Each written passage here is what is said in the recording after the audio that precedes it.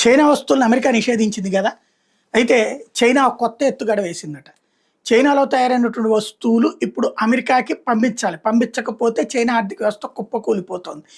కాబట్టి కొరియాకి సంబంధించినటువంటియో లేకపోతే ఇతర దేశాలు ఏ ఏ దేశాల వాళ్ళైతే ఆర్డర్లు పెట్టారో ఆయా దేశాలకు సంబంధించిన లేబుల్స్ చైనా ప్రొడక్ట్స్ మీద అంటే మేడ్ ఇన్ చైనానో మేక్ ఇన్ చైనానో అని రాస్తారు కదా, వాటి మీద స్టిక్కర్లు వేసేస్తున్నారు. Made in Korea, make in Korea అని. ఇప్పుడు కొరియన్ కస్టమ్స్ డిపార్ట్మెంట్ వాళ్ళు ఇది కనిపెట్టారు. ఏకంగా $52 మిలియన్, 74 కొరియన్ బిలియన్ డాలర్, 74 బిలియన్ల కొరియన్ డాలర్లు సంబంధించినటువంటి మెటీరియల్ని పట్టుకున్నారు.